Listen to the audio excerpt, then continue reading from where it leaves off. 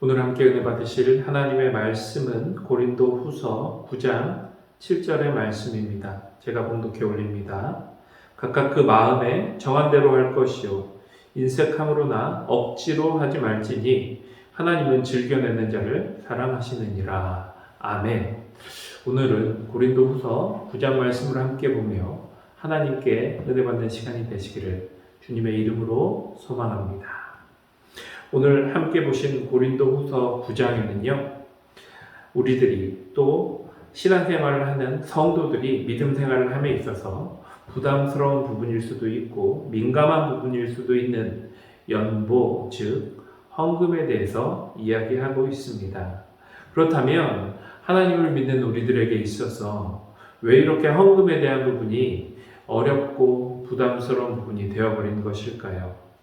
왜냐하면 정말 진정한 올바른 헌금에 대해서 우리가 아직도 제대로 잘 알고 있지 못한 부분이 있기 때문이 아닐까 생각을 해봅니다.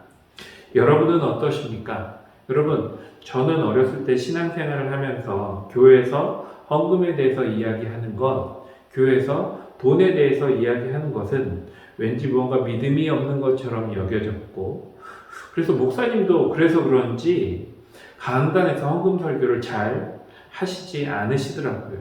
가끔씩 1년에 한두 번씩 부흥회 목사님이 오셔서 그 부흥회 목사님이 헌금 설교를 하는 것을 들은 적이 있습니다. 여러분, 오늘 본문 6절의 말씀을 한번 볼까요? 제가 읽겠습니다. 이것이 곧 적게 심는 자는 적게 거두고 많이 심는 자는 많이 거둔다 하는 말이로다. 여러분, 이게 무슨 말입니까?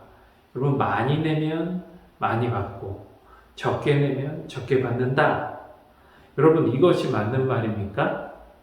물론 아니지요. 그런데 예전에 일부 부흥 강사님들은 또 일부 성도님들은 아직도 헌금에 대해서 이렇게 알고 전하고 이렇게 생각하고 계시는 분들이 있다라는 것입니다. 아니, 조금 더 심한 경우에는 내가 헌금을 하지 않으면 구원받지 못할까봐, 더 많은 헌금을 하지 못하면 하나님께 벌받을까봐 두려운 마음으로 헌금을 하시는 분들도 계시더라고요. 그렇다면 그것이 아닌데 오늘 본문 6절은 왜 이렇게 이야기하고 있는 것일까요? 여러분, 오늘 6절이 오기 전에 본문 1절부터 5절의 말씀을 보면 가장 많이 반복되는 단어가 하나 있습니다. 어떤 단어가 반복이 되고 있을까요? 총 5번이나 반복이 되고 있는데 바로 준비라는 단어입니다.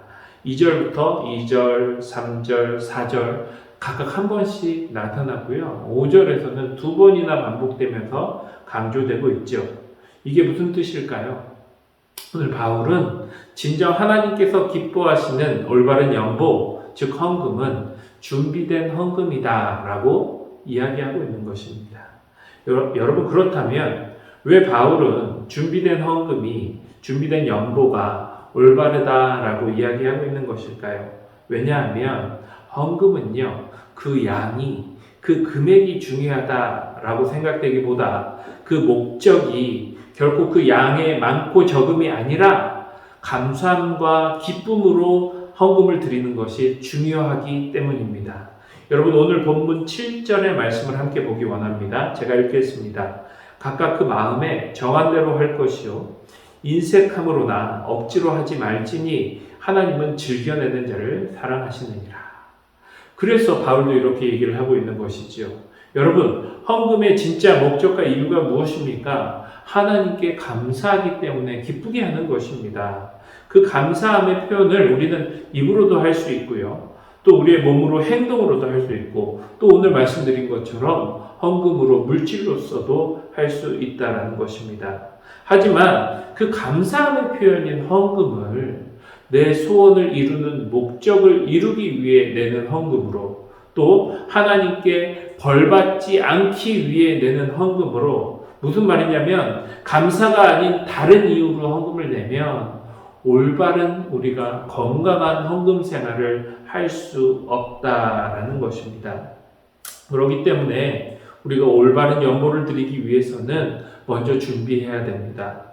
먼저 준비하면서 내가 하나님께 받은 은혜를 묵상하고 내가 하나님께 할 수 있는 최고의 감사를 할 수 있는 방법은 무엇일까? 묵상하고 기도해야 된다라는 것입니다. 그래야 하나님께 진정한 감사의 연보를 드릴 수 있다라는 것이지요.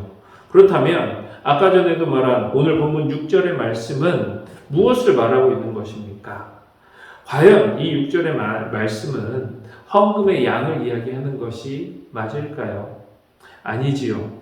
여러분, 오늘 본문 6절에서 많이라고 번역된 이 율로기아이스라는 말은 로마서에서 축복으로 번역된 율로기아의 복수형이에요. 무슨 말이냐면 헌금 드리는 것 자체가, 연보를 드리는 것 자체가 우리에게 있어 뭐가 될 수 있다?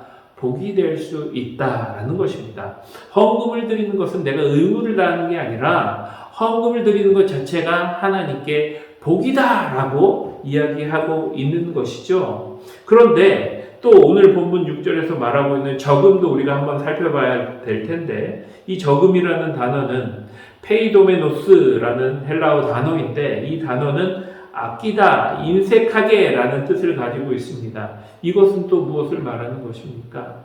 여러분, 내가 하나님께 감사함으로 드리는 헌금이 아니라 내 목적을 이루기 위해서, 아니면 이 두려운 마음에서 드리는 헌금은요, 우리가 인색하게 드릴 수밖에 없다라는 것입니다. 아까워할 수밖에 없다라는 것이죠. 그래서 다시 한번 이 6절의 말씀을 다시 한번 풀이해보면, 우리가 하나님께 드리는 헌금을 아끼는 마음으로, 인색한 마음으로 드리는 것은 은혜로, 복으로 우리에게 다가올 수 없고 결국에는 아끼는 마음, 인색한 마음으로 끝나버릴 수밖에 없지만, 우리가 헌금을 드릴 때 그 헌금 드리는 것 자체를 복으로 생각하고 복으로 여기고 감사함으로 하나님께 드릴 때에는 그 헌금이, 그 감사가 다시금 우리에게 감사로, 복으로 열매 맺힐 수 있다라는 그런 말을 하고 있는 것입니다.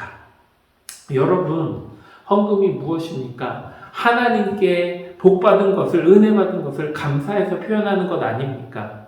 여러분, 우리가 연애를 할 때, 사랑하는 사람한테 내 사랑을 표현할 때, 고백할 때, 여러분, 그것이 일입니까? 어려움입니까? 부담입니까? 아니지요. 그것은 복이지요. 행복이지요. 기쁨이지요. 그런 것처럼 우리에게 헌금은 얼마든지 복이고 기쁨이고 행복이 될 수 있는데, 우리가 올바른 헌금을 하지 못하기 때문에 그것이 우리에게 부담이 되고 인색한 마음이 들 수밖에 없는 것이 되고 있다라는 것이죠. 그러므로 여러분, 우리가 헌금을 드릴 때에 복으로 드리시기를 원합니다. 하나님께 진정받은 그 기쁨의 통로로, 그 온전한 복의 통로로 헌금을 드리시기 바랍니다. 사랑하는 성도 여러분, 하나님께서 돈이 없어서, 물질이 없어서, 하나님의 역사가 이루어지지 않아서 우리에게 헌금 받으시기를, 우리가 헌금하시기를 원하시는 것입니까? 아니지요.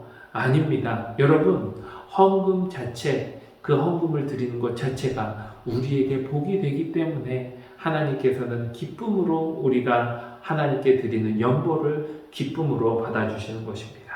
그러므로 오늘 하루도 또 앞으로도 이 연보를 드리실 때, 이 헌금을 드리실 때 먼저 다시 한번 하나님이 주신 그 은혜를 생각하시기 바랍니다. 그리고 꼭 준비하시기 바랍니다. 그래서 하나님 주신 이 복의 통로를, 축복의 통로를 부담이나 인색함이 아닌 온전한 복으로 누리시고 기쁨으로 하나님께 은혜 받는 여러분들이 되시기를 주님의 이름으로 축원합니다. 우리 함께 기도하겠습니다. 사랑의 하나님, 감사를 드립니다. 하나님께서 우리를 이렇게 사랑하시고 이렇게 복 주셨는데, 하나님, 우리는 그것을 묵상하지도 않고 준비하지도 않고 하나님 앞에 헌금할 때에, 연보할 때에 하나님 부담으로, 억지로 할 때가 있었습니다. 하나님, 이 시간 하나님께 회개합니다. 하나님, 앞으로는 아버지 그 헌금 자체가, 그 연보 자체가 하나님 주신 귀한 복의 통로임을, 하나님 주신 복임을 우리가 온전히 깨닫고 복으로 하나님께 감사할 수 있는 믿음의 성도들이 될 수 있도록 주님 역사하여 주시옵소서. 이 모든 말씀 살아계신 예수님의 이름으로 기도드립니다. 아멘. 우리 함께 기도하겠습니다.